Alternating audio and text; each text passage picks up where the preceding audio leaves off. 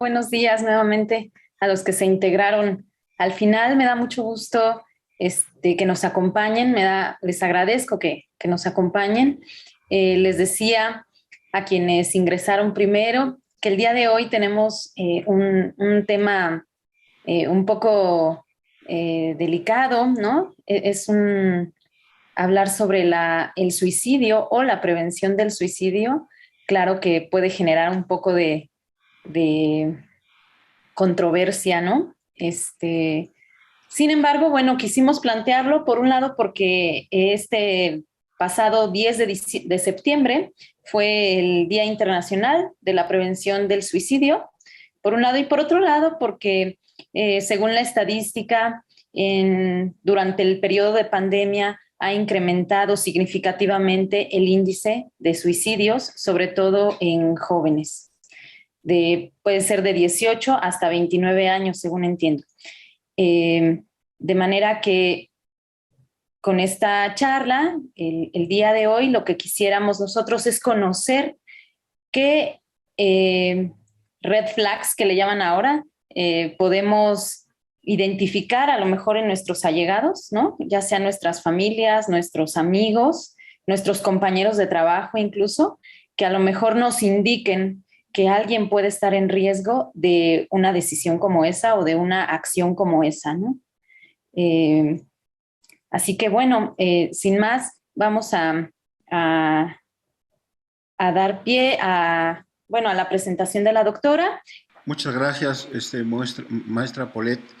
Mm, Antes que nada, quisiera dar un par de agradecimientos antes de presentar a la doctora.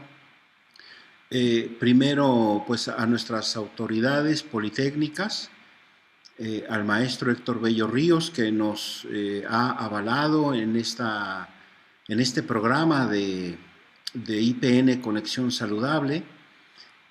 Tenemos estos webinars y tenemos muchos materiales más. Estamos comenzando a dar cursos también, todo relacionado a la salud mental en torno a la norma 35. Invitarlos a que ingresen al portal de la Dirección de Capital Humano en el IPN, en la sección de Conócenos, van a encontrar ahí un apartado que se llama bueno, es un repositorio IPN Conexión Saludable, donde van a encontrar muchos materiales, grabaciones, podcast, actividades para realizar ustedes mismos, infografías, un montón de materiales. Llevamos ya más de un año con este trabajo y si es un tema que les interesa, pues pueden recurrir ahí para tener todos estos materiales. Todos son gratuitos, todos son descargables. Invitarlos entonces a entrar ahí. También de manera muy especial quiero agradecer a nuestra institución hermana, a la UNAM, sobre todo a la Facultad de Psicología, porque nos acercamos a ellos pidiendo el apoyo para poder dar esta conferencia. Nos respondieron inmediatamente con mucha disposición. Siempre tenemos admiración, cariño por la UNAM, ahora también agradecimiento por esto. Y, y agradecimiento especial también a la doctora Claudia, que a continuación voy a presentar. Creo que nos vamos a topar con un tema, como dijo la maestra Polet, útil, delicado, del que tal vez debiéramos hablar más, visibilizar más, justamente para prevenir, ¿verdad? Entonces, sin más, voy a permitirme leer una breve reseña de la de la doctora Claudia Raful, para conocerla un poquito más. Claudia Raful Loera es licenciada en Psicología por la Universidad de las Américas Puebla, maestra en Ciencias en Uso Indebido de Sustancias por la Universidad de Sussex en Reino Unido y doctora en Salud Pública por la Universidad de California en San Diego. También hizo una estancia postdoctoral en St. Michael's Hospital en Toronto, Canadá. Ha trabajado en investigación epidemiológica de la salud mental, tanto en población general como en poblaciones vulneradas, como en las personas en situación de calle. Actualmente su investigación se enfoca en los determinantes estructurales de la salud y las políticas públicas de la salud mental. Es profesora asociada C en la Facultad de Psicología de la UNAM, investigadora en el Centro de Investigación en Salud Mental Global del Instituto Nacional de Psiquiatría Ramón de la Fuente Muñiz y es parte del Sistema Nacional de Investigación Nivel 1 desde el año 2019. La doctora Claudia Raful cuenta con más de 40 publicaciones en revistas internacionales indizadas y 10 capítulos de libros nacionales y 2 internacionales. Doctora Claudia, pues yo me siento muy agradecido y estoy muy expectante de lo que nos pueda compartir. Pues le cedo la palabra. Bienvenida y muchas gracias. Muchas gracias por la invitación, Pablo y Paulette. Muchas gracias también a quienes se conectaron. Estaba leyendo ahorita los comentarios y veo que hay varias personas que se unen por primera vez, entonces pues también el agradecimiento a eso y a quienes han estado en varias ocasiones pues también, ¿no? Por mostrar interés en el tema. Bueno, me imagino por lo que escuché ahorita que la dinámica va a ser leer estas preguntas hasta el final, ¿verdad? Entonces ya vi cuáles pueden ser algunas de las que están y de entrada pues bueno, ahorita les voy a mandar algunas ligas para que tengan los recursos, ¿no? A dónde referir a personas que tengan ideación suicida. Sí, doctora, así sería. Gracias. Okay, perfecto. Bueno, entonces voy a empezar a compartir mi presentación. Más o menos la hice como para el tiempo que me dicen. En realidad yo creo que puede ser hasta más breve porque me imagino que va a haber más comentarios. Entonces me gustaría como tener ese espacio. Y voy a iniciar a compartir entonces. Bueno, la invitación que nos hicieron a la facultad para el tema de hoy está relacionado no nada más con la conducta suicida, sino también con su relación o su posible relación con el consumo de sustancias.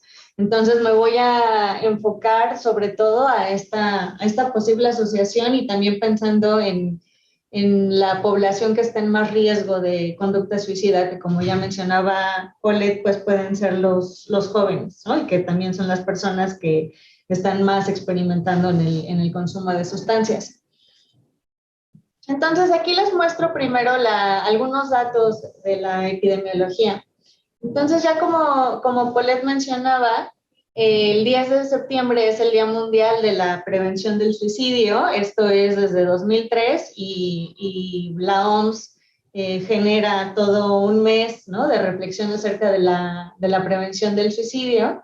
Desde el 2021 hasta el próximo año, el lema de este día es creando esperanza a través de la acción.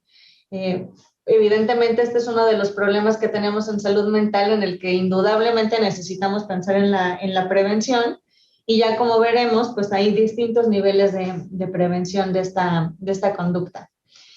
En el mundo, pues tenemos que cada año más o menos más de 700,000 personas fallecen por suicidio. Es una de las principales causas de muerte en personas jóvenes. Esto de la cuarta causa de muerte en jóvenes es a nivel mundial, pero va variando en los países. Sin embargo, sabemos que 77% de los suicidios ocurren en los países de ingresos medios y bajos. Y esto ha estado cambiando porque hace algunas décadas era mucho más alta la prevalencia en países de ingresos altos, ¿no? Esta comunidad que tenemos de los países nórdicos que tienen altas tasas de suicidio, no es que las hayan dejado de tener, sino que más bien estas conductas han estado en aumento en otros países, incluyendo México.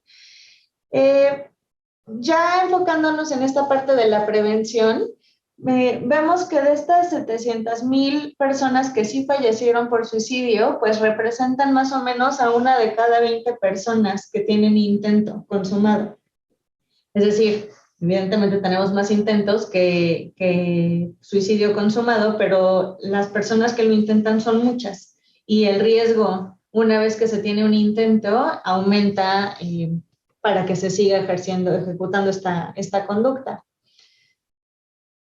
Aquí les estoy mostrando un mapa que es de la del Instituto de Medición de Salud, Medición y Evaluación de la Salud, que es una institución que está en la Universidad de Washington, pero que recolecta datos internacionales, incluidos de México, y hay varios investigadores mexicanos que están afiliados a esta institución, y gracias a eso tenemos también muy buena calidad de datos de México en esta página de la carga mundial de la enfermedad.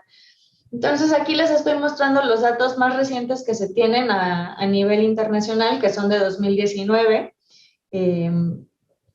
Y bueno, muestro en la población de 15 a 49 años cuál es más o menos el porcentaje de defunciones.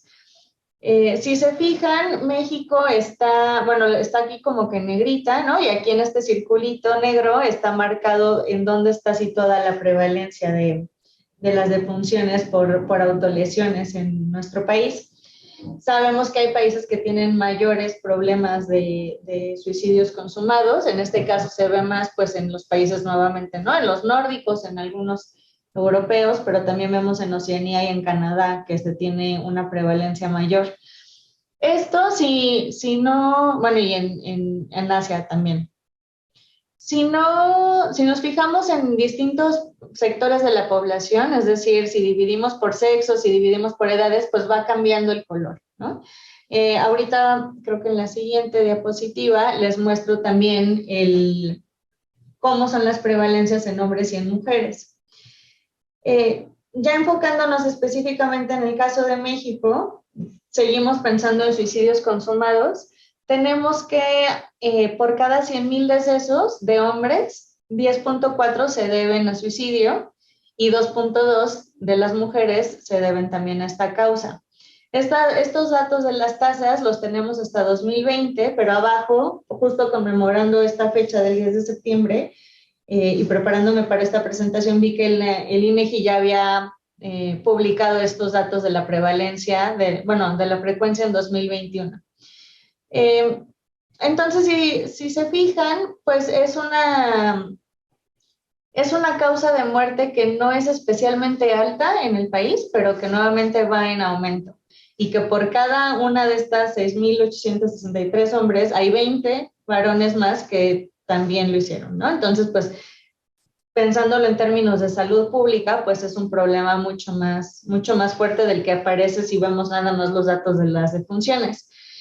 Como pueden ver, es más común el suicidio consumado en hombres que en mujeres, pero en términos de intentos es más común el intento en las mujeres que en los hombres.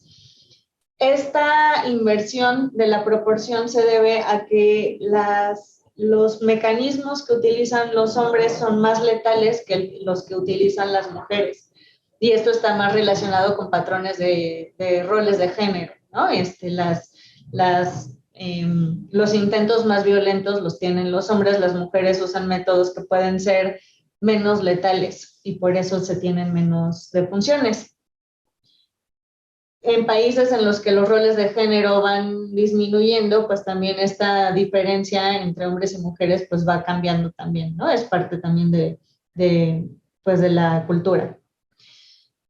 Les decía que está en aumento a pesar de que no sea una tasa especialmente alta. Y aquí les estoy mostrando uno de los primeros artículos que les voy a mostrar de un investigador que está en el Instituto Nacional de Psiquiatría, que se llama Guilherme Borges, que hace estudios epidemiológicos acerca de suicidio y conducta suicida. Entonces, en esta gráfica, lo que se está mostrando es la frecuencia de los suicidios en México en los últimos 10 años.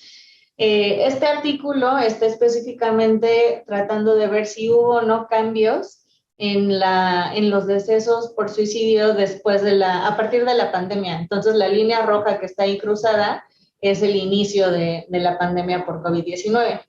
Entonces, si se fijan, pues el número de suicidios anuales esto es de manera general creo que en el país, pero en el artículo, y si quieren se los paso, viene también dividido por entidades federativas, aprovechando que vi que varias de las personas están en distintos estados. Y si se fijan, pues hay como un periodo de estacionalidad, entonces va siempre subiendo y bajando, pero cuando va bajando, aún así sigue quedando más o menos en aumento, ¿no? Entonces vemos esta tendencia a la alza de manera general. Entonces, si bien no es nuestra principal preocupación, sí es una de las preocupaciones importantes que tenemos. Entonces, ya para adentrarme a la parte de salud mental, quisiera aclarar qué es lo que entendemos como conducta suicida. Entonces, conducta suicida se ha utilizado de distintas maneras. Actualmente lo que consideramos conducta suicida son estas tres partes de un mismo problema, digamos. Entonces, por una parte tenemos la ideación, que si bien no es una conducta, la podemos operacionalizar con estos pensamientos recurrentes de muerte, que no están relacionados con me da miedo morir o no sé, hace una semana con los sismos pensar en la muerte, sino en ejecutar la acción, ¿no? De buscar el terminar la vida. Eso es ideación suicida. No es nada más pensar en la muerte, como pudiera ser en casos de depresión, en pensar que, o de algún diagnóstico terminal, ¿no? Es clara cuál es la diferencia y es esta parte de la voluntariedad del acto, ¿no? De querer morir. El plan es este mismo pensamiento, pero ya pensando la manera de ejecutarlo. Ya no solamente es pensar en querer terminar con la vida, sino en cómo hacerlo. Y esto del plan pues puede estar muy relacionado con cuestiones culturales, ¿no? Dependiendo de cuál es el medio de acceso que se pueda tener a alguna conducta letal, se ven patrones distintos en las poblaciones, ¿no? Puede ser, no sé, en la vía pública o puede ser una cuestión más íntima. Una de las cosas que tenemos muy claras en cuestión de prevención del suicidio es tampoco ser muy específicos con los intentos más letales o no letales, y por eso estoy siendo ambigua ahorita, no es accidental.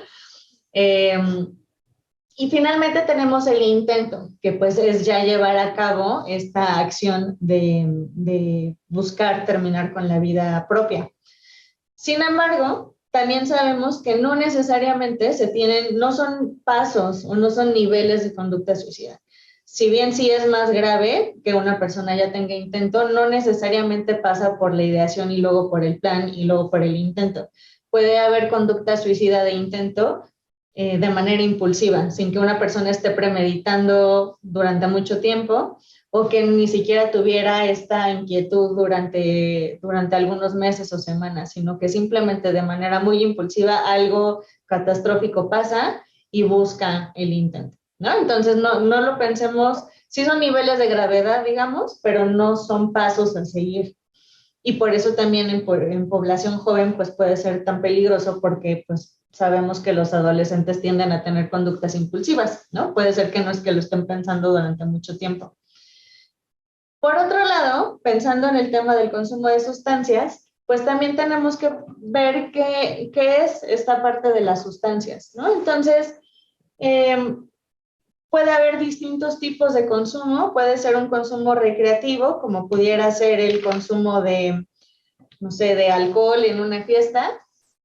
Puede ser también el consumo consuetudinario, que este ya es de manera pues tradicional, siempre beber o consumir alguna otra sustancia los fines de semana o saliendo del trabajo o de la escuela, ¿no? Dependiendo de cuáles sean las actividades de la persona, pero que ya es mucho más constante.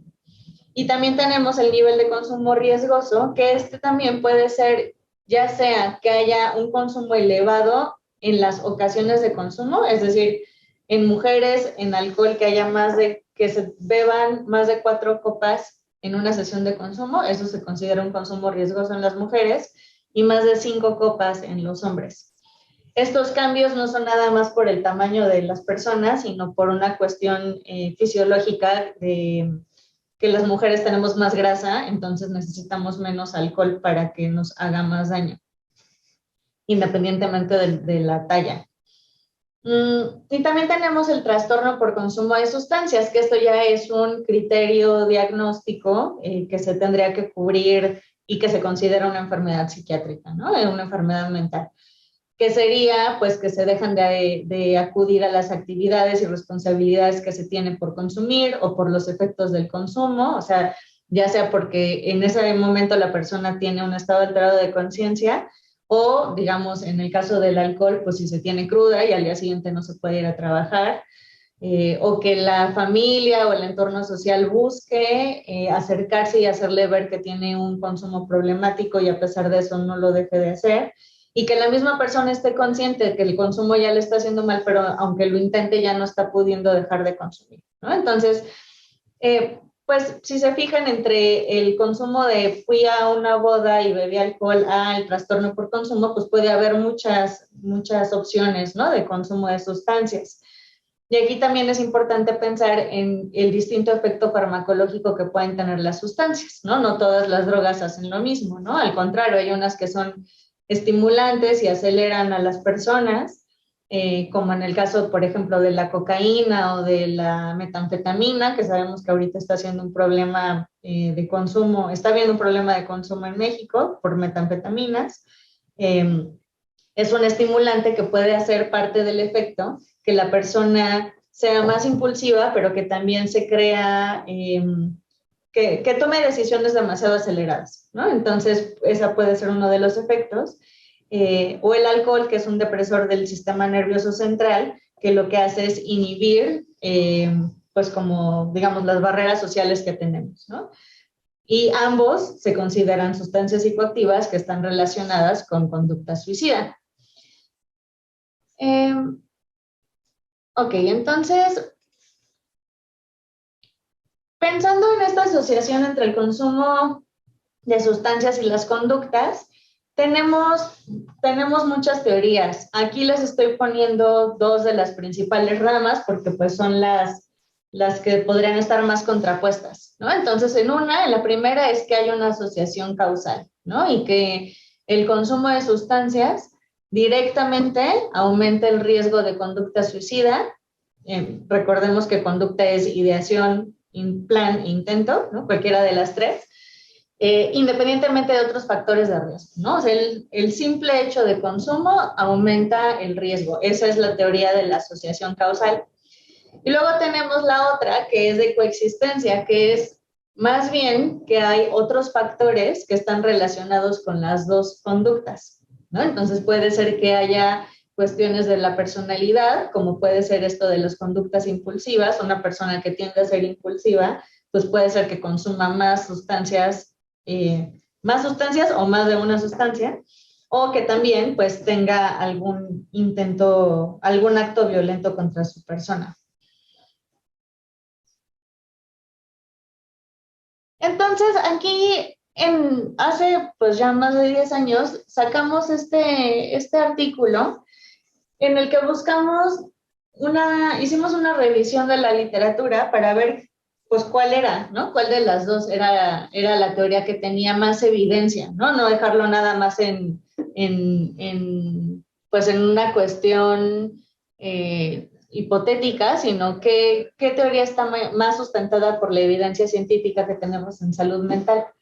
Entonces, tenemos esta parte de los factores de riesgo que son proximales y luego vamos a ver los distales, ¿no? Entonces, directamente asociados con el momento, digamos, que eso sería lo proximal, ¿qué está pasando en el momento del intento, digamos? Pues vemos que o sea, lo que apoya esta evidencia, pues son los efectos que tenga agudos la sustancia, ¿no? Si digo que la cocaína es un estimulante y hace que las personas actúen de manera más impulsiva, pues ese efecto farmacológico sería un factor de riesgo proximal para tener algún intento. También se consideran factores proximales la impulsividad y la desesperanza. Y aquí también aprovecho para mencionar que si bien de manera como general pensamos en el suicidio como relacionado con la depresión, no necesariamente las personas que tienen algún intento suicida tienen depresión, ¿no? O sea, puede ser que tengan, sí es un factor de riesgo, puede ser que tengan algún tipo de sintomatología, como es esta desesperanza ante el futuro, pero el trastorno mental que está más relacionado con la conducta suicida es la ansiedad. Y eso a veces se nos pasa de lado, ¿no? Entonces no es tanta la desesperanza, sino también como esta impotencia, digamos, ante las situaciones que estamos viviendo. Pensemos, por ejemplo, en una persona que tenga muchas deudas y que pierde el trabajo, pues no necesariamente va a tener ansiedad, depresión, sino ansiedad, ¿no? En esta cuestión de qué voy a hacer en el futuro y que por eso tome alguna decisión de terminar con su vida. Algunos de los factores que son precipitantes en el momento inmediato del intento, pues pueden ser cambios en la red de apoyo, que puede estar relacionado con si una persona tiene un consumo crónico, pues se rompen las familias, ¿no? Se alejan las amistades que se preocupan por esa persona. Entonces empieza a haber un aislamiento de las personas que generalmente si están teniendo un consumo problemático, pues o lo hacen solas o lo hacen con personas que también tienen este consumo problemático. Pero digamos, como esa red de apoyo que se preocupa, pues tienden pues a aislarlas, ¿no? No sé, se salen de la casa o les piden que se salgan de la casa. Si es una persona en edad escolar, pues sabemos que hay reglas, ¿no? Entonces muchas de las veces cuando algún estudiante pues lo expulsan pues porque consumió sustancias dentro de las universidades o de la escuela, pues tendríamos que cuestionar si eso es ayudarle o no, ¿no? A la persona, porque pues justo están siendo una red de apoyo que se le está coartando. Otro de los factores precipitantes, pues también son las comorbilidades psiquiátricas, es decir, la coexistencia de otros trastornos mentales, como les decía, de la depresión y principalmente de la ansiedad. Y también pueden ser enfermedades, haciendo esta distinción, físicas, como el caso de algún diagnóstico de alguna enfermedad crónica, que no necesariamente sea terminal, ¿no? O sea, ahorita no estaríamos pensando en eutanasia ni en cuidados al final de la vida, sino, por ejemplo, a lo mejor el diagnóstico de VIH, que no tiene por qué ser fatal, pero que es un diagnóstico que tiene como mucha carga de estigma y que la persona se pueda sentir en ese momento muy abrumada por recibir el diagnóstico. Entonces, en los correlatos fisiológicos que se tienen de estos factores de riesgo, pues vemos que sí hay alteraciones que están relacionadas con el consumo inmediato y los neurotransmisores, ¿no? Entonces, particularmente con la serotonina, y la serotonina está relacionada con la depresión, ¿no? Muchos de los antidepresivos que se utilizan actualmente están relacionados con con la inhibición de la recaptura de la serotonina. Es decir, digamos que de alguna manera, pues está actuando de alguna...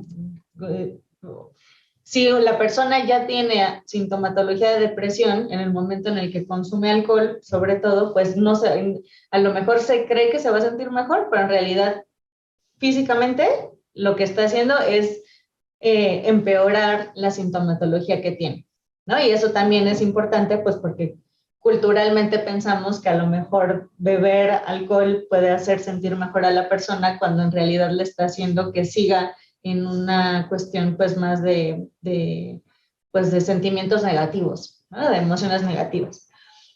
También está el aumento de la impulsividad. Y aquí hay una cuestión genética que se ha visto que está relacionada con craving, que tenemos como mucha dificultad para traducirlo a español. A veces se le llama apetencia, pero digamos como que es esta urgencia de consumir la sustancia. No sé, imagínense como cuando, no sé, cuando ya es muy noche y no es que tengamos hambre, pero tenemos muchas ganas de algo dulce, ¿no? Y hasta nos salimos y buscamos a ver si sigue la tiendita abierta.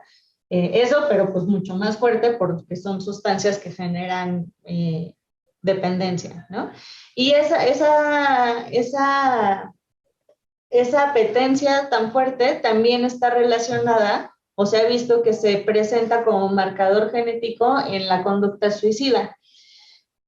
Nuevamente, si estamos acá jugando como a ver si esta es una asociación causal o no, pues también pudiera ser que este polimorfismo esté relacionado con una tercera causa que hace que se tengan las dos, ¿no? Entonces, digamos que hay una evidencia física, pero no sabemos todavía si es causal o no es causal.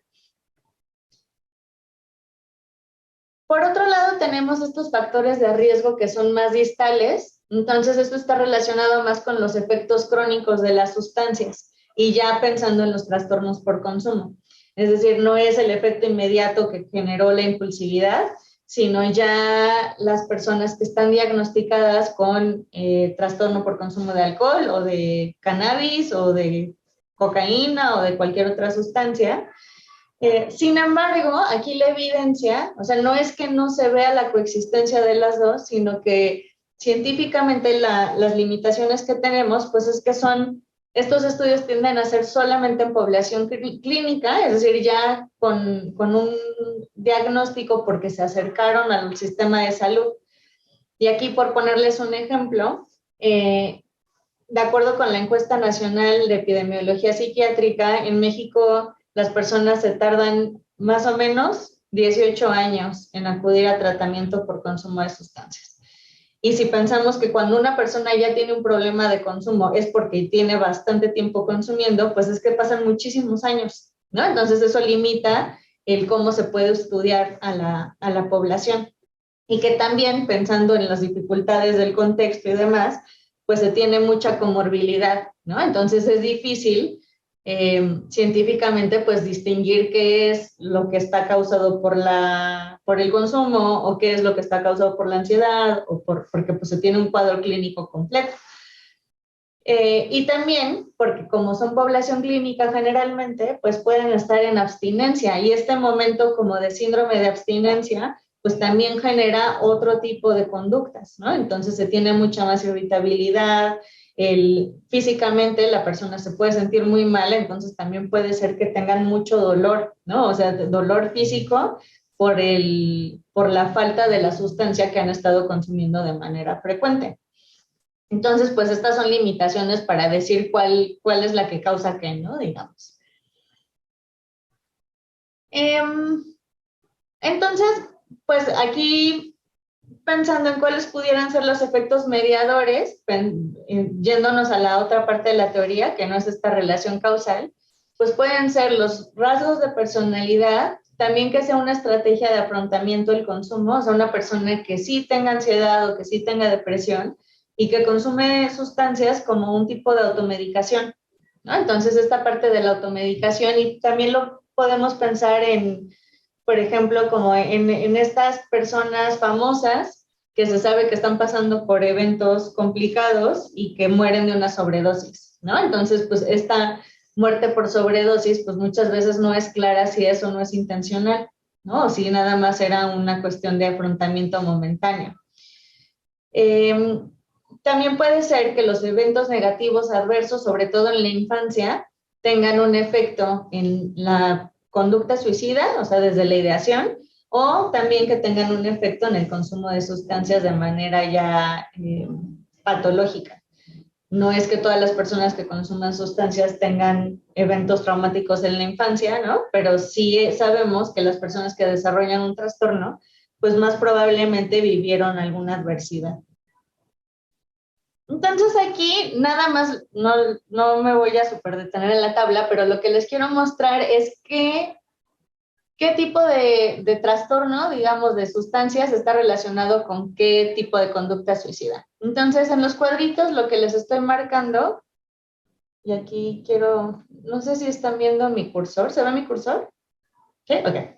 Entonces es ideación, plan e intento, ¿no? Si nos fijamos en estas tres, y acá lo que tenemos es dependencia al alcohol, abuso de drogas, cualquier trastorno por consumo de sustancias y cualquier trastorno por consumo de alcohol.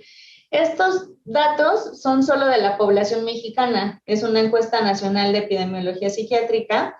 Los dos primeros, o sea, estos dos son de adultos y este es de adolescentes. Entonces, fijémonos nada más en cuáles son los números más altos. Y aquí lo que vemos es que el abuso de drogas es lo que está más relacionado con la ideación suicida. O sea, sí aumenta el riesgo de ideación suicida en población adulta, el abuso de drogas. En el caso de los adolescentes, lo que está más asociado es tener un trastorno por consumo de sustancias, ¿no? Aquí la diferencia es alcohol o cualquier otra droga, ¿no? En el caso del plan, vemos que también vuelve a ser en los adultos que sea cualquier trastorno por consumo de sustancias, pero en los adolescentes es el alcohol. Entonces, el consumo de alcohol es lo que está más, o sea, el consumo problemático de alcohol es lo que está más asociado con el plan en los adolescentes. Y en el intento son las otras sustancias, ¿no? Que no son alcohol. Que sí sigue siendo, o sea, este asterisquito muestra que sí es significativo también el consumo de alcohol, ¿no? Entonces no tendríamos que dejarlo a un lado, sobre todo porque sabemos que la prevalencia de consumo de alcohol es mucho más alta que de cualquier otra sustancia. Entonces, les quiero mostrar dos revisiones sistemáticas que se publicaron este año, que lo que hacen las revisiones sistemáticas es que hacen una búsqueda de la información en las bases de datos académicos. Generalmente se hacen en inglés. Las dos que les voy a mostrar son nada más del idioma. Bueno, creo que la primera, una es solo en inglés y otra es en inglés y en español. Ahorita se las muestro. Y lo que hacen es no recolectar datos directamente, sino ver qué se ha estudiado durante ciertos años y cuál es la evidencia que ya tenemos. Y se hace un metaanálisis. Entonces, este artículo, el primero que les muestro, es acerca del consumo de cannabis. Entonces, aquí es cuál es la conducta, si el fumar marihuana está relacionado o no con conducta suicida en adolescentes. Esta investigación, que les digo que se publicó este año, la realizaron personas del Instituto Nacional de Psiquiatría y también son investigadores de Tabasco, creo que es la otra universidad. Si se fijan por los nombres, pues son investigadores, bueno, son mexicanos, pero pues hablan evidentemente español, entonces esta búsqueda la hicieron tanto en inglés como en español, que es una ventaja que tiene, ¿no? No es nada más en un idioma, aunque pues sabemos que la lengua que se utiliza para la mayoría de la investigación científica pues es el inglés.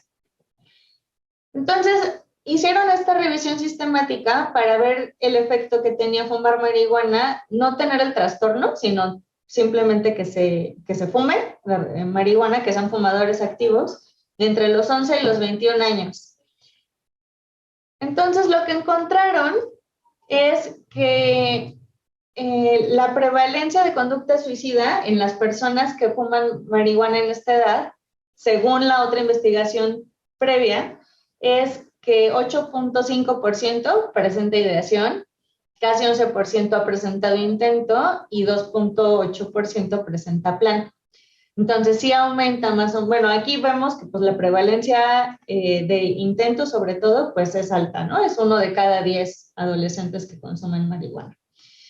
En términos de eso, ¿cómo sube el riesgo? ¿No? No nada más la prevalencia poblacional, pues vemos que aumenta 2 veces el riesgo de ideación y el riesgo de intento.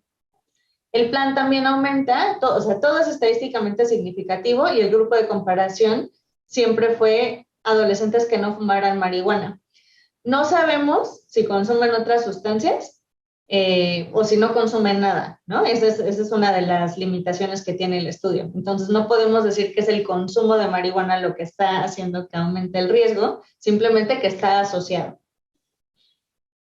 Sabemos que la droga, bueno, ilegal en México, legal en otros países, más consumida, pues es la cannabis, ¿no? Entonces también por eso es importante este dato.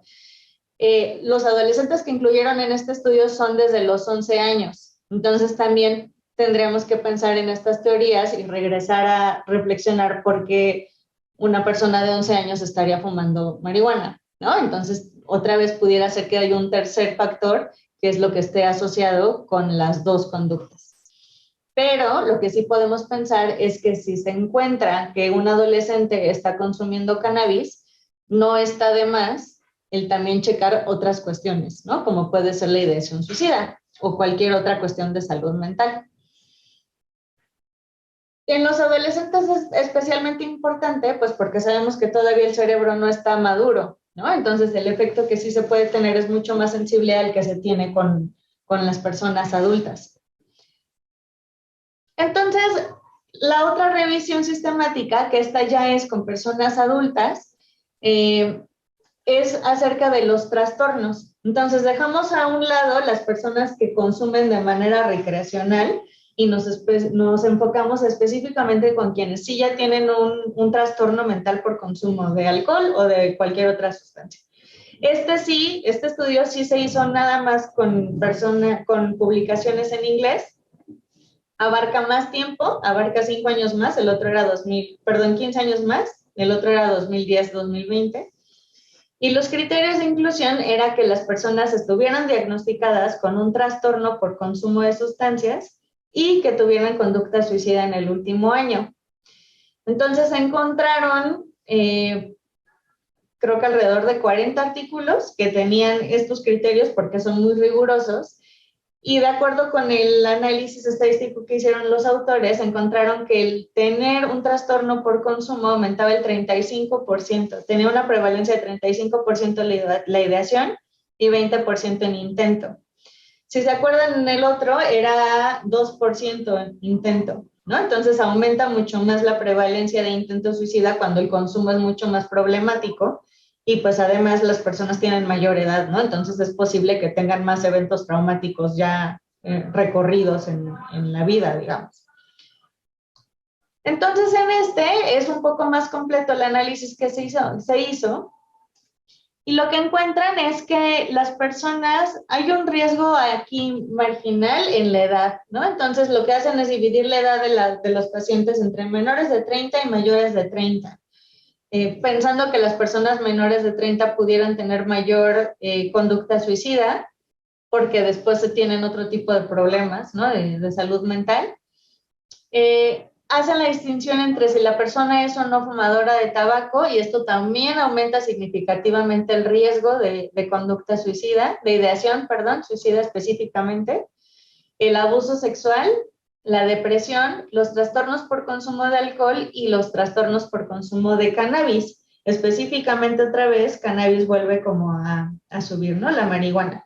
Entonces, todos estos son independientes. O sea, una persona menor de 30 años que fuma, que tiene historia de abuso sexual, depresión y que consume, que tiene trastorno por consumo de alcohol o de marihuana, tiene un riesgo mucho más alto que los que no tienen estas características. Pero lo importante es ver que no nada más, nuevamente, pues es la depresión, ¿no? O sea, son otras cuestiones también. Esto es para ideación. Y para intento, aquí lo que les marco son los 2 trastornos por consumo de sustancias que son los que son estadísticamente más altos, ¿no? Solo en el rubro de sustancias. Y en este caso, para el intento, son estimulantes, son la cocaína y las metanfetaminas. El alcohol y cannabis y muchas sustancias también presentan un riesgo más alto, y esto nuevamente es independiente de si las personas presentan o no depresión, historia de abuso sexual o físico, y también estas cuestiones sociodemográficas, como decíamos, que las mujeres tienen más intentos, ¿no? Entonces, independientemente de si son hombres o mujeres, pues el tener trastornos por consumo sí vuelve mucho más problemático el cuadro, ¿no? Y aumenta más el riesgo de tener un intento suicida. En otros estudios, que en esto no me enfoqué ya tanto porque son conductas que sí se presentan en México, pero no son tan comunes, tenemos también esta asociación entre el consumo vía inyectada, ¿no? Entonces, el uso de drogas inyectadas aumenta muchísimo, aumenta 8 veces el riesgo de intento comparado con personas que sí tienen un trastorno, pero que no se están inyectando. Es decir, que están a lo mejor inhalando o fumando las sustancias. Entonces, el hecho de que sea vía inyectada, pues aumenta, es otra de nuestras alertas, ¿no? Y esto también está relacionado con lo que les mencionaba de si una persona que tiene una sobredosis está o no teniendo una conducta intencional, ¿no? Si está buscando el suicidio o no. Y también, nuevamente retomando esta parte de las metanfetaminas, pues también se encuentra un riesgo moderado, es decir, no leve, sino un poco más alto con las personas que tienen trastornos por consumo de cristal, de metanfetamina, y esto pudiera estar asociado con la depresión que farmacológicamente está causando el cristal. Entonces, aquí en cuestión de las conclusiones y recomendaciones, pues es importante hacer esta evaluación del riesgo suicida de manera general en personas, en adultos que están consumiendo y teniendo un consumo problemático de estimulantes, como puede ser la metanfetamina y la cocaína. Pareciera ser que no hay un efecto por el consumo agudo de la marihuana en los adultos, pero sí en los adolescentes. Consumo agudo me refiero a no problemático, pero si se tiene un consumo problemático de cannabis, también se tiene un posible aumento en el riesgo de conducta suicida en los adultos. Entonces sería importante hacer este tamizaje de qué más está pasando en la vida de los adolescentes si es que encontramos que están teniendo consumo de sustancias, ¿no? En el qué hacer que trabaja la Organización Mundial de la Salud, perdón, se busca pues principalmente esta colaboración multisectorial, crear esta conciencia poblacional, y por eso también creo que es muy importante que se organicen webinars como en el que estamos hoy, porque todas las personas podemos estar en contacto con otras que necesiten apoyo emocional y que pudieran estar pasando por ideación o alguna otra conducta suicida. Es una conducta muy estigmatizada, entonces no necesariamente vamos a saber quiénes lo están teniendo porque pues da mucha vergüenza y la persona se siente mal de sentirse con ideación, ¿no? De tener ideación. Pero también tenemos algunas estrategias que son mucho más prácticas, digamos, que está relacionado con limitar el acceso a medios de suicidio. Entonces, por ejemplo, en puentes emblemáticos en los que las personas pudieran romantizar, terminar su vida, pues se impide el paso peatonal, ¿no? Se impide el paso a las azoteas en edificios altos, ¿no? Cualquier otro medio que pudiera ser pesticidas, por ejemplo, en zonas rurales en Asia, es el principal como mecanismo, ¿no? Lo comento porque en México no es tan común el uso de pesticidas, ¿no? Para cometer suicidio. También es importante ver la manera en la que se habla de esto en los medios de comunicación. Es decir, cuando hemos tenido desafortunadamente intentos o actos suicidas en universidades, pues sí es muy importante la manera en la que esto se da a conocer. Y la manera en la que esto se da a conocer sí tendría que ser no dando tantos detalles al respecto. O sea, sí hablando del problema, no haciendo como que no pasó nada, pero no romantizando el acto, porque esto sí puede ser alguno de los detonadores que hagan que una persona sí pase del plan al intento. Buscar este desarrollo de habilidades para la vida en los adolescentes, sobre todo en las personas jóvenes, pensando que está esta teoría de los factores coexistentes, ¿no? Que no es la causa, que el consumo de sustancias no es la causa de lo que está haciendo que la persona tenga un intento suicida, sino que está haciendo que tenga las dos cosas. Y buscar identificar. Y aquí me voy a adelantar a una posible pregunta que puede haber, que es el no tener miedo a preguntar. Si tenemos la sospecha de que una persona tiene ideación suicida, el que le preguntemos a alguien no va a hacer que la empiece a tener, ¿no? O sea, si yo nunca tengo ideación suicida y me preguntan, pues contesto que no y ya está, ¿no? No va a ser como que la semillita que se le implante a alguien. Entonces sí es muy importante que perdamos el miedo a preguntarlo si es que pensamos que alguien puede estar en riesgo de conducta suicida.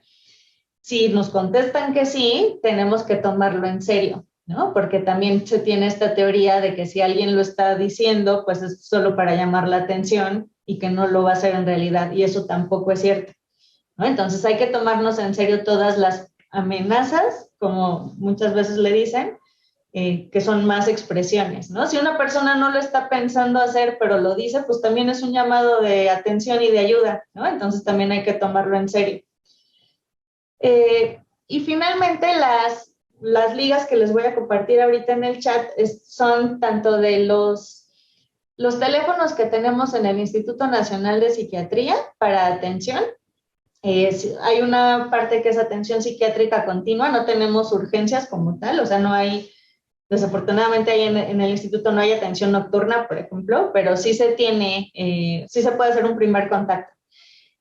También tenemos el programa de Mi Salud También es Mental, que se empezó a desarrollar a partir de la pandemia, que este es de la Facultad de Psicología de la UNAM, es el WhatsApp que les puse, que ahorita les pego para que lo puedan copiar más fácilmente. Y también las infografías que se utilizan sobre todo con población joven, que son muy amigables, tienen información basada en evidencia, y pues con estos dibujitos pues también se busca sensibilizar y difundir acerca de la información de la atención a salud mental. Y bueno, este es mi contacto y con esto pues doy el espacio para las preguntas, por favor. Gracias, doctora. Pues sí, tenemos un montón de preguntas. Algunas, bueno, se hicieron al inicio de la presentación. Me parece que en el transcurso se fueron contestando algunas. De todas maneras, las leo rápidamente. Digo, hay algunas que se pueden contestar con la misma respuesta. Uh-huh. Decía que, por ejemplo, ¿cuáles son las formas más comunes de suicidio? Que si el modelo capitalista afecta o qué relación tiene con el suicidio, qué estrategias se podrían implementar para disminuir la tasa. A nivel mundial el más común es el que les dije del uso de pesticidas. Puede haber intentos violentos o no violentos. Uno de los que se tienen frecuentemente en México, en la Ciudad de México, es en el metro. Y lo comento porque muchas veces los retrasos en el metro sí son porque hay algún intento suicida.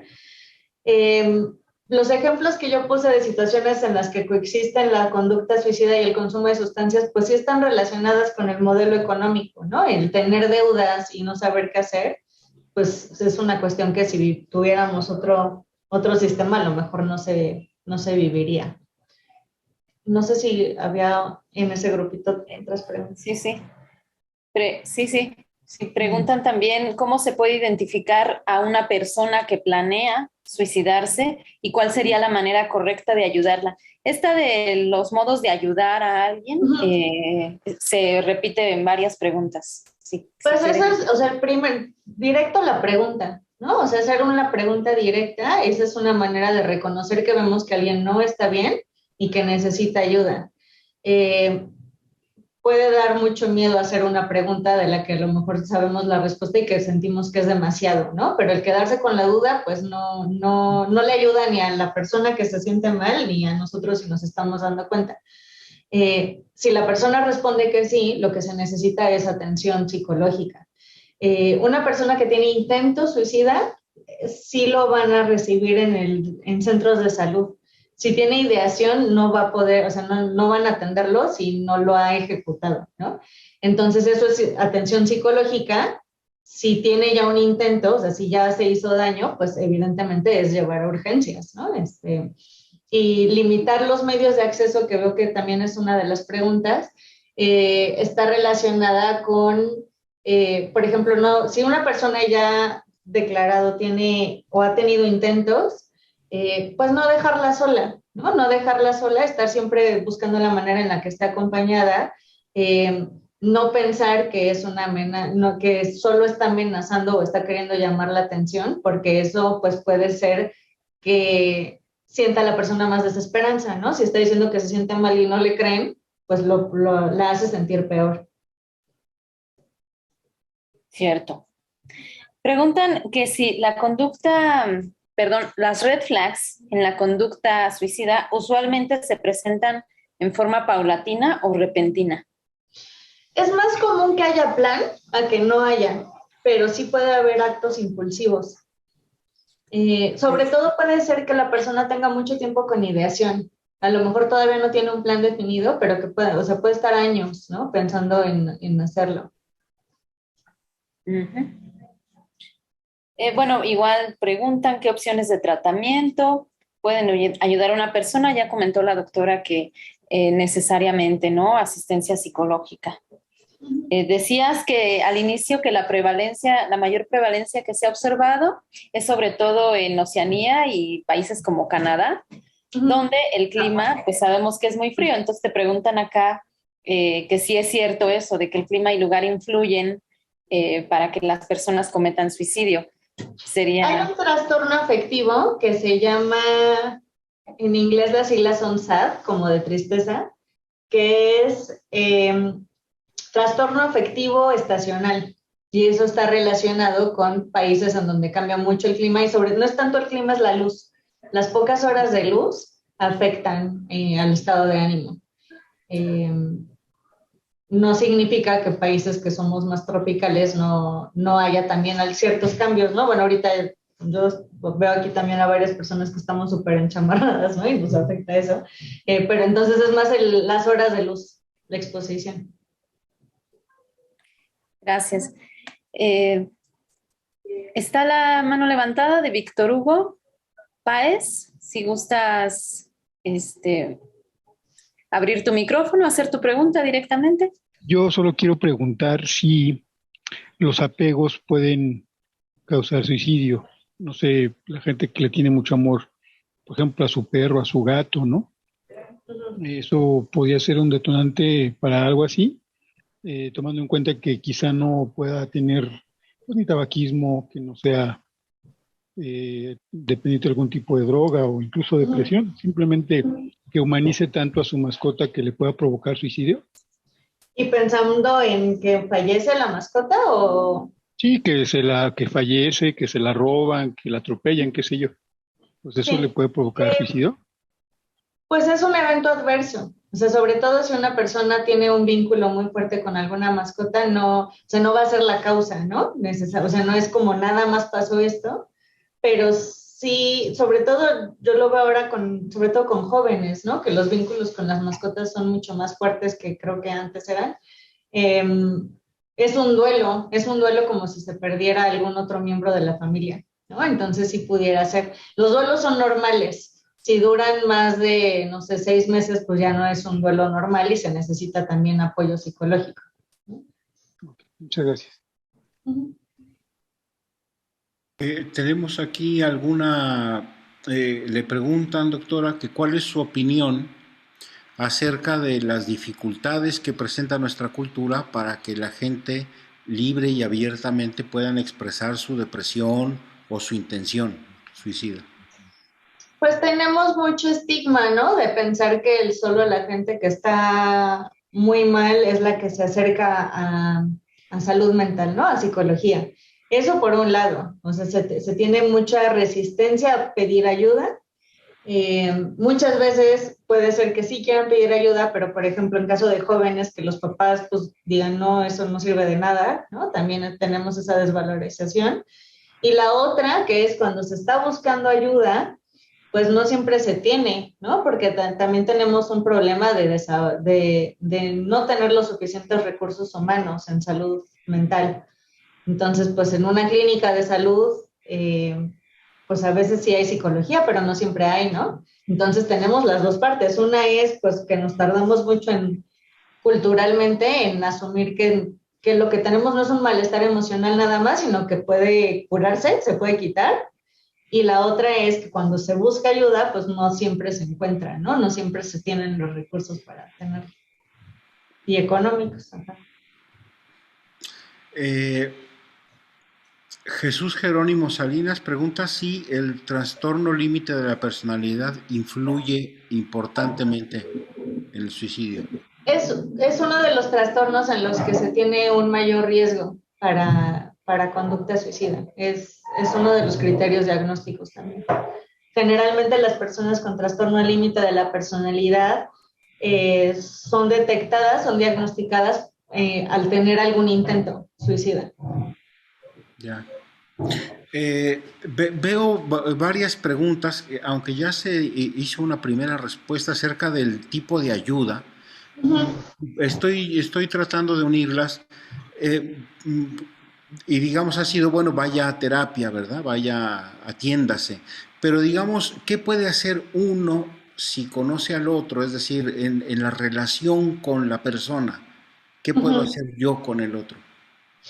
Pues es yo creo que una parte que es importante es que les estoy copiando los links, por eso estoy tratando de hablar y escribir al mismo tiempo.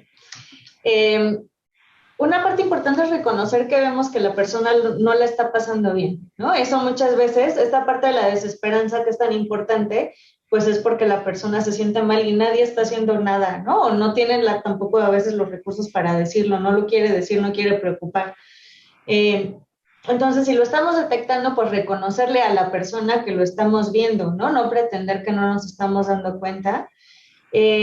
Otra parte importante, pues también es que el tratamiento tiene que ser voluntario, ¿no? Entonces, si la persona no tiene daño físico, no se le puede llevar a la fuerza, ¿no? Entonces, es esta más bien parte como de hacerle ver a la persona que lo que es, lo que la ideación, la conducta suicida viene como en olas, ¿no? Entonces, como sube, también baja. Entonces, si una persona tiene una planeación o una ideación muy alta, puede bajar, ¿no? Más bien baja, ¿no? Si no tiene el intento, pues lo que pasa es que disminuye esta sensación de malestar y luego otra vez puede volver a subir, ¿no? Pero bueno, son como olas. Entonces, también hacerle ver a la persona que este pensamiento que está teniendo puede pasar, ¿no? No es una cosa definitiva. Entonces, o sea, no es decir, te vas a arrepentir si lo haces porque, pues, o sea, puede tener intentos que además pueden ser muy dañinos y que no sean fatales, es también por otro lado, pero que la persona se puede sentir mejor, ¿no? Si se busca ayuda, si se está teniendo un evento, por ejemplo, un duelo, pues los duelos, por muy fuertes que sean, dejan de doler, ¿no? Si hay una pérdida familiar, de pareja, de hijos, lo que sea, bueno, no deja de doler totalmente, pero deja de ser una cosa que sea insoportable, ¿no? Esa parte insoportable del duelo sí disminuye. Y eso puede hacer que la persona pueda seguir viviendo, ¿no? Entonces, si se toma una decisión porque se está en el peor momento de la vida, es anticipar que nunca se va a sentir bien. Y eso o sea, cuando las personas tienen ideación, pues no lo logran ver porque sí creen que nunca se van a volver a sentir bien, ¿no? Pero en realidad, pues sí, siempre tenemos la capacidad de volvernos a sentir mejor, ¿no? Por muy doloroso que sea un evento. Hay varias preguntas que me parece que han quedado respondidas con estas que se refieren a distintos disparadores, vamos a decir, ¿no? La presión académica para los alumnos, Sí. el consumo de, por ejemplo, antidepresivos o que si el clima, etcétera. Me parece que la respuesta que usted ha dado respecto de la desesperanza, de decir que estoy en una situación insoportable que no puede cambiar, puede ser un detonador, por eso me salto un poco a la siguiente. Me parece interesante, dice, se ha hablado de síntomas psicológicos, pero ¿hay síntomas físicos que nos permitan reconocer que la persona está en esta situación? Pues es que es cognitivo, ¿no? No se está actuando, pero pensando o sea, extrapolando como a síntomas de salud mental, pues alteraciones en el apetito, alteraciones en el sueño, como tensión muscular, eso nos puede estar hablando de alguna insatisfacción o alguna malestar emocional, ¿no? Tanto depresión como ansiedad tienen esto que acabo de decir, cambios en sueño y cambios en apetito. Si la persona también, por ejemplo, tiene cuadros más complejos con trastornos mentales como la esquizofrenia y se tienen alucinaciones, pues muchas veces las personas lo que quieren es dejar de sentirse así de mal, ¿no? Dejar de ver, dejar de escuchar una voz que no les está haciendo bien. Entonces también eso es otra señal. Pero así como que se le ve a alguien que lo está pensando, pues más bien se le ve el malestar emocional, ¿no? Sí. También hay una pregunta aquí, me parece que, bueno, muchas de las preguntas, porque ahora sí tuvimos una grandísima participación, me las un poco salto porque pienso que están ya asociadas o ya respondidas, pero hay una aquí, introduce un tema nuevo respecto de la orientación sexual, si es factor o no de riesgo. Es otra que es como que son los mediadores, ¿no? No es la orientación sexual, es la discriminación hacia las personas de otra orientación, de la diversidad sexual. pero sí es un factor de riesgo, porque en realidad sí se ve que las personas cuando no se sienten aceptadas por quienes son, por ser quienes son, pues pueden tener ideación suicida, ¿no? Entonces sí hay que poner atención a esa parte de aceptar a las personas, ¿no? Porque no es que porque sea homosexual se quiera matar, ¿no? Es porque no aceptan a la persona por quien es. Ahora nos ha presentado estadísticas con un cierto rango de edad de los estudios, pero aquí hay una pregunta de Diana Ramos que dice si hay un rango donde ya no puede presentarse el suicidio. Pues no, porque siempre se puede tener la ideación. O sea, lo que tenemos es pues mayores prevalencias, ¿no? O mayores riesgos. Las personas en edades laborales, económicamente activas, son las que tienen más ideación, más conducta. Sí. Ok. Estoy... Perdón, ahí, solo para complementar, también el problema que tenemos es que las encuestas de salud mental llegan hasta los 65 años.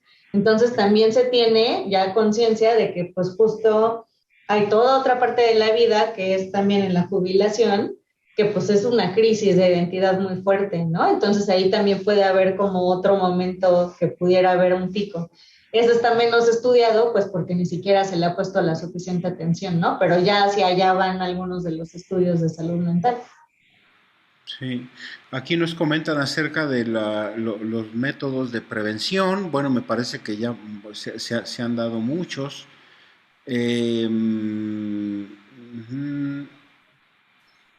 Luego... Preguntan acerca de si es conveniente hablar o charlas de prevención del suicidio en secundarias o preparatorias. En ese tema de la edad, ¿cuál sería su recomendación, doctora? Sí es importante porque los adolescentes, o sea, nuevamente, ¿no? Si no lo hablamos, no es que no se les vaya a ocurrir, ¿no? Sino más bien no estamos sabiendo en qué están pensando. Y por ahí veo que alguien pregunta acerca de cutting, que pues es como hacerse lesiones sin la intención de perder la vida. Y eso también es muy común en la adolescencia, ¿no? Entonces sí es importante hablar el tema con población adolescente. Y también se han hecho estudios con población infantil y ahí lo que se tiene que cuidar es el lenguaje, ¿no? O sea, justo como no hablar de métodos letales, ¿no? Como cuál método es más letal que otro, pues eso no se les va a decir, pero sí se les va a decir que pues si hay un malestar, pues necesitan hablarlo, ¿no? Necesitan decirle a alguien para que se pueda hacer algo al respecto. Muchas veces en la infancia y en la adolescencia la conducta suicida está relacionada con eventos de abuso. Entonces también ese es uno de los factores de riesgo importantes, ¿no? El abuso sexual. Hay varias personas que intervienen respecto de las estrategias para reducir la tasa, específicamente en escuelas, y sale aquí una en el ámbito laboral. ¿Qué se puede hacer?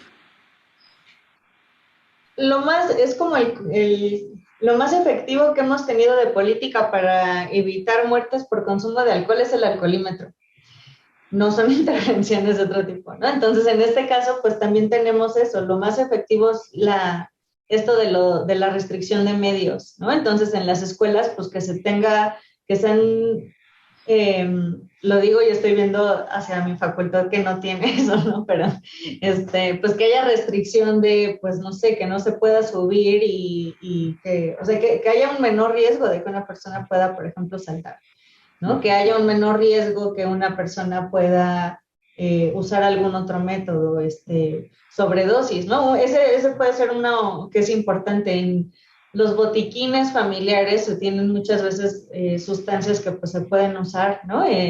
Muchas veces las mismas personas que tienen las prescripciones no saben que son sustancias que pueden ser letales, ¿no? Entonces, por ejemplo, las pastillas para dormir que recetan muchísimo en el sector salud, pues no tenerlas al alcance pues nunca de nadie, ¿no? Más que de la persona a la que se la prescribieron, pero sobre todo si hay adolescentes, pues que no estén en el botiquín del baño, ¿no? Que estén resguardadas.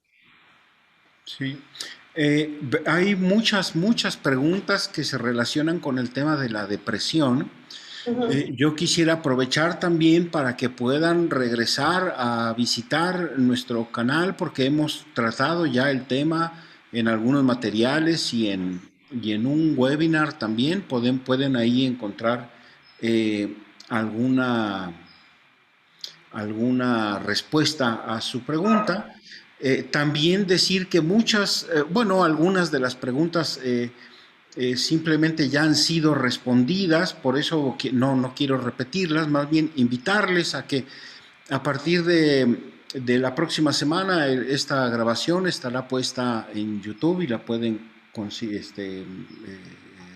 repetir y ver con un poco de calma. Bueno, para ir cerrando, simplemente me parece que ha suscitado muchísimo interés. Tenemos prácticamente el doble de participantes que habitualmente tenemos y la cantidad de preguntas es inmensa.